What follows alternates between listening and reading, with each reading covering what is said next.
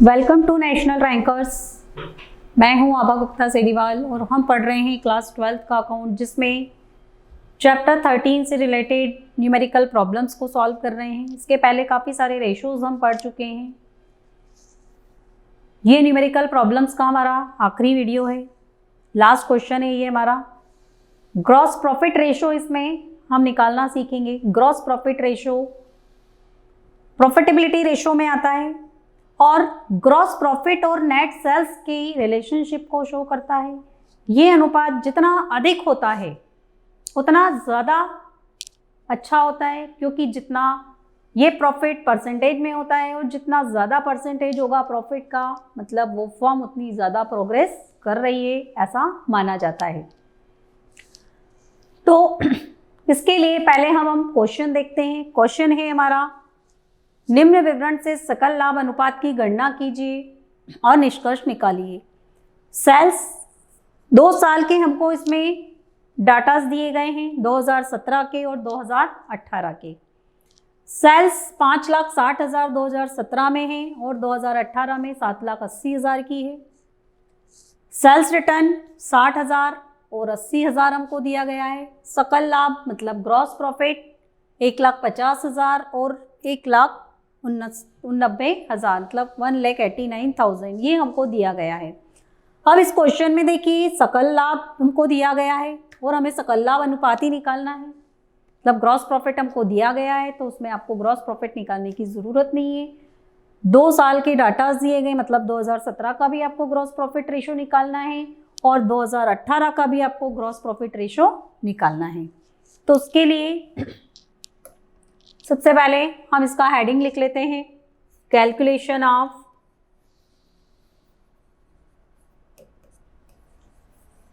Gross profit ratio.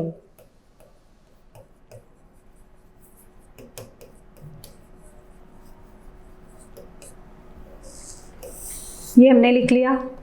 अब इसमें सबसे पहले हम 2017 का निकालेंगे। फॉर्मूला है हमारा ग्रॉस प्रॉफिट रेशो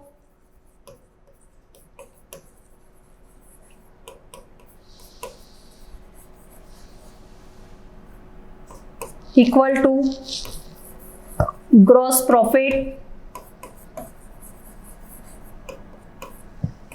अपॉन में नेट सेल्स इंटू 100। ये इसका फॉर्मूला है। तो देखिए, क्वेश्चन में हमको ग्रॉस प्रॉफिट दिया गया है तो ग्रॉस प्रॉफिट हमको निकालने की जरूरत ही नहीं है। ये ग्रॉस प्रॉफिट दिया गया है इक्वल टू, ये दिया है हमको 1,50,000 2017 का। अब हम निकाल लेते हैं नेट सेल्स। नेट सेल्स का फार्मूला मैंने आपको बताया था इसके पहले भी। नेट सेल्स के लिए हम क्या करेंगे, सेल्स में से सेल्स रिटर्न को माइनस कर देंगे। तो इसका फार्मूला हो जाएगा हमारा sales minus sales return.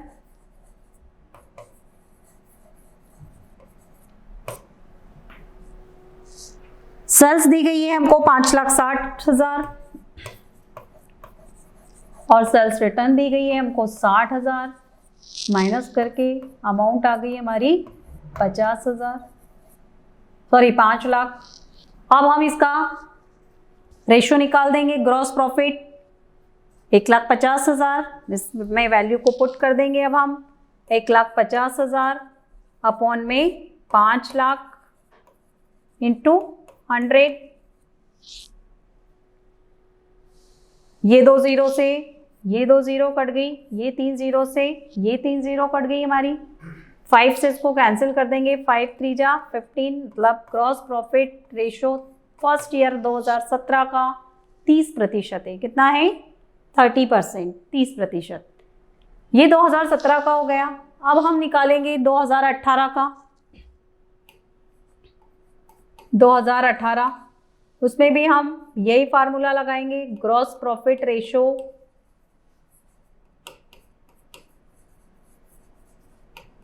Equal to gross profit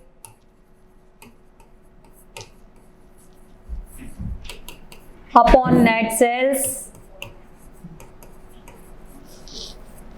into 100।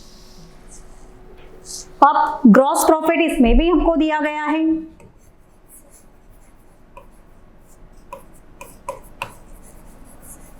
Gross profit equal to ये दिया गया है हमको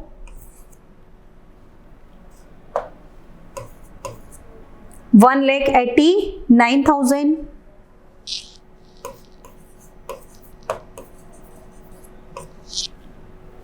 नेट सेल्स हमको कैलकुलेट करना है, तो नेट सेल्स का formula equal to sales minus sales return. अब इसका देखिए क्वेश्चन में सेल्स दिया है 7,80,000 और सेल्स रिटर्न दिया है 80,000, तो ये हम माइनस कर देंगे। 7,80,000 माइनस 80,000, तो ये बच गया 7 लाख। अब हम दोनों चीजें हमारे पास आ गई, ग्रॉस प्रॉफिट भी है, नेट सेल्स भी है हमारे पास। तो अब हम क्या करेंगे, ग्रॉस प्रॉफिट रेशियो निकाल देंगे।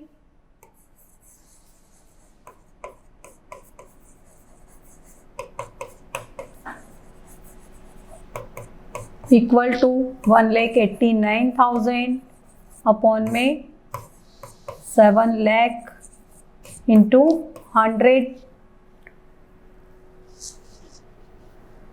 अब 0 से 0 हटाएंगे, ये हटा दी हमने, 1 2 3 1 2 3। ऊपर बच्चा हमारा 189 और नीचे है 7, 7 से डिवाइड हो जाएगा ये। 7 2 जा 14, 4 बचा 49 हो गया, 7 7 जा 49, मतलब इसका आंसर आ गया 27%। देखिए पिछला जो हमने 2017 का जो ग्रॉस प्रॉफिट रेशियो निकाला था वो था 30%, और जो 2018 का हमने ग्रॉस प्रॉफिट रेशियो निकाला है वो है 27%। मतलब पिछले साल की तुलना में इस साल कंपनी को जो ग्रॉस प्रॉफिट हुआ है वो कम हुआ है, 3% का उसमें अंतर है। मतलब कंपनी को जो है अपने सेल्स को इंक्रीज करना चाहिए ताकि उसकी जो ग्रोथ है वो बढ़ सके और उसका जो ग्रॉस प्रॉफिट रेशियो है वो इंक्रीज हो सके। मतलब पिछले साल की तुलना में जो 2018 है करंट ईयर, उसमें कंपनी की जो स्थिति है वो संतोषजनक नहीं है। तो ये था ग्रॉस प्रॉफिट रेशियो। इस तरीके से आपको फार्मूला लगाना है, ग्रॉस प्रॉफिट इंटू 100 अपॉन में नेट सेल्स। ये ग्रॉस प्रॉफिट और नेट सेल्स के संबंध को बताता है कि कंपनी की पोजीशन क्या है। ये जितना ज़्यादा होता है उतना ही कंपनी की प्रोग्रेस अच्छी है, ये माना जाता है। तो इस तरह से सारे जो भी क्वेश्चंस थे अकाउंटिंग रेशो लेखांकन अनुपात से संबंधित जो अक्सर एग्जाम्स में आते हैं वो सारे क्वेश्चन हम आपको करवा चुके हैं। तो अब आप उनकी प्रैक्टिस करिए ताकि आप एग्ज़ाम में अच्छे मार्क्स ले सकें। Thank you.